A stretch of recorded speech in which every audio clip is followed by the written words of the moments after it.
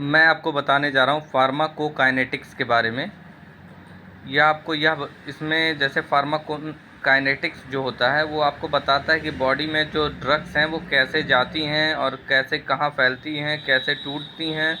इसके बारे में आपको ये फार्माकोकाइनेटिक्स से पता चलता है और कैसे आपकी दवाएं जो आप खाते हैं वो कैसे बाहर निकलती हैं।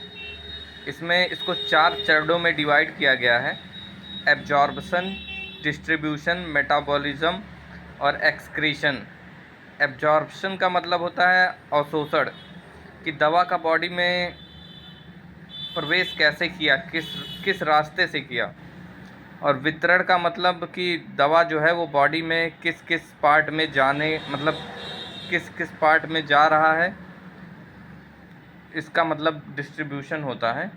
और मेटाबॉलिज्म का मतलब होता है दवा का बॉडी में टूटकर अन्य मतलब प्रोडक्ट में बदलना।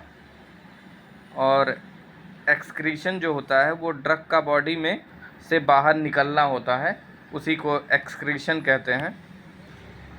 एक्सक्रीशन में ज़्यादातर दवाएं जो है वो आपके पेशाब के रास्ते किडनी के थ्रू निकलती हैं।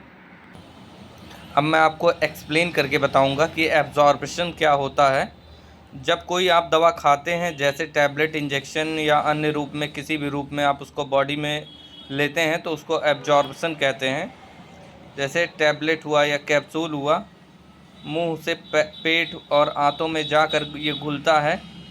फिर दवा का एक्टिव जो कंपोनेंट होता है वो ब्लड में पहुंचता है और इंजेक्शन के थ्रू जो आप लेते हैं वो आपका ब्लड के थ्रू ये पूरी बॉडी में ये पहुंच जाता है। इसी को एब्जॉर्प्शन कहते हैं।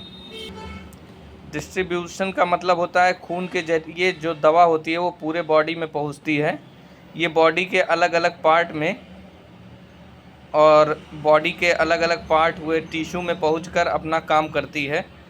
और दवा का कितना हिस्सा किस अंग में जाना है इसका भी डिसीजन डिस्ट्रीब्यूशन के थ्रू होता है।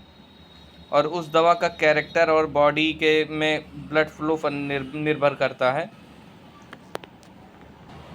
इसी को डिस्ट्रीब्यूशन कहते हैं। मेटाबॉलिज्म जो होता है वो दवा जब काम करती है तो लीवर या अन्य अंगों में पहुंचकर टूटने लगती है या टूटकर छोटे हिस्सों में बदल जाती है। इसी को मेटाबॉलिज्म कहते हैं। एक्सक्रीशन, दवा और उसके टूटे हुए हिस्से बॉडी से बाहर निकल जाते हैं। नॉर्मली या किडनी के रास्ते पेशाब से निकलते हैं। कुछ दवाएं होती हैं जो पित्त हुआ, पसीने हुआ या सांस के जरिए भी निकलती हैं। इसी को एक्सक्रीशन कहते हैं। और अब मैं आपको बताऊंगा कि फार्माकोकाइनेटिक्स क्यों ज़रूरी है।